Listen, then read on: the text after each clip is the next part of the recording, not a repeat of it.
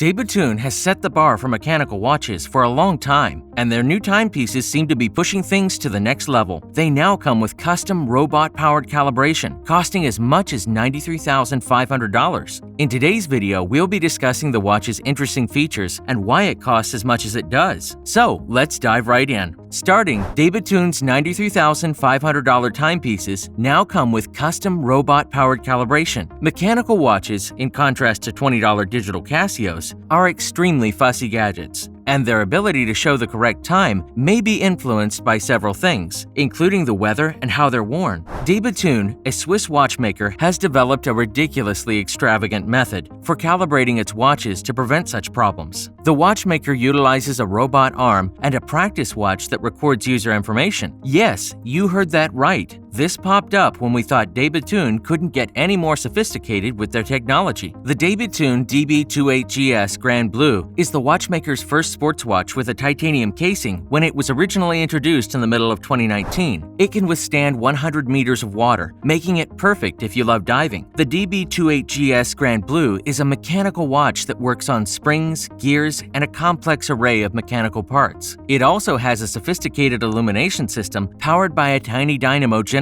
instead of a battery. Following up, what challenges does a mechanical watch face with timekeeping? Despite being an engineering marvel, the DB28GS Grand Blue still has the same challenges as all mechanical watches. Everyday elements like room temperature, the wearer's activities, occasional bumps and shocks, and even something as undetectable as atmospheric pressure may alter how its mechanical components work, affecting its ability to tell time correctly. Over time, many watchmakers have tried using different techniques to minimize these things' impact on a mechanical watch. Now, with the development of new materials, timekeeping is much better. The materials used in their watches are more resistant to external components that previously affected the watches. Mechanical watches can be set and calibrated to account for these factors. A technician can only imagine what a watch could encounter after it leaves the factory. And to provide its technicians with more valuable information while calibrating a watch for a specific use, Bethune developed what it calls the Sensorial Chronometry Project. Next, what opportunities will new buyers of the DB28GS Grand Blue be offered? Those who are fortunate enough to have $93,500 to spend on the Bethune DB28GS Grand Blue will now have the opportunity to try it on first by wearing a test watch loaded with sensors for 2 weeks. Every hour, this watch will capture about 2 million bits of information, including details of their daily routines and the environment it is exposed to. 2 weeks is a rather small period in the life of a watch owner, but it gives Bethune's experts a clearer sense of how the watch will be used and what it will be exposed to on that specific customer's wrists. For the first 2 weeks of the Sensorial Chronometry Project, the watch will aim to measure all environmental factors, including temperature, humidity, air pressure, magnetic orientation, and movement. The sensor watch is then delivered back to Bethune after the 2-week test period, and the information is forwarded to the Bethune Chronometry Workshop in Switzerland, where the brand has constructed a robotic arm within an atmosphere chamber. The arm can easily recreate the customer's recorded movement patterns and home surroundings, and to ensure that the timepiece's timekeeping capabilities will be as accurate as possible for the new owner, the company's personnel may now fine-tune and calibrate the timepiece's components and carry out extra testing. It may sound extravagant, but if you're going to spend $93,500 on a piece of equipment whose sole function is to tell the time, you'll probably want to be sure it can do so as accurately as possible. Moving on, WatchBox lifts the lid on FP Journe and Bethune in a roadshow. The team behind FP Journe and Bethune brands worked side by side at Technique Horloger Applique, a third-party movement maker that produced complications for brands like Cartier and Breguet. This was decades before François-Paul Journe and Denis Flageolet rose to prominence in independent watchmaking. Horology enthusiasts learned more about this fact and other obscure watch knowledge last weekend. The sale exhibition, 2 Decades of Complexity and Beauty, the pivotal collections of FP Journe and Bethune, was organized by the Philadelphia-based used watch marketplace WatchBox. It debuted initially in Zurich and then made its way to Geneva before moving on to locations throughout Asia, the US, and eventually Dubai. Dubai. And let's just say the exhibition features over 100 significant watchmaker models, along with several other activities, discussions, and lectures. WatchBox now functions as both a selling platform and a learning center. It was co-founded by Danny Govberg, a fourth-generation jeweler who also co-owns the watch and jewelry business Govberg Jewelers with his sons. And now, the website creates more than 30 videos every week, including in-depth watch reviews, collector profiles, and a live show with watch expert Tim Mosso every Monday. His eccentric, quick-fire presenting style has helped him establish himself as a master in the field. For its subscribers in Hong Kong and Singapore, WatchBox is now available on the video-sharing website Bilibili and the Chinese version of Twitter, Weibo. Next up, what was WatchBox's most headline-grabbing announcement? WatchBox's most important news for the biggest watch enthusiasts was perhaps the controlling share it acquired in the independent watchmaker Bethune last year. Denis Flageolet, a master watchmaker and COO of Bethune, and chief executive Pierre Jacques, described the purchase as a strategic choice. He said that the epidemic transformed the globe and they needed new channels and new methods to deliver their clients the same experience. Bethune believes that WatchBox provides a useful database of enthusiasts and has a strong understanding of its industry, but it's not anticipated to restrict the watchmaker's freedom, creativity, or innovation. According to CEO Pierre Jacques, they were looking to collaborate with someone who knows their core company, shares their fundamental values, and can also enable them to improve in the domains where they need improvement. The partnership with Bethune also represents a shift in the pre-owned market. Following up with a little more about WatchBox's future ambitions. In November of last year, WatchBox secured $165 million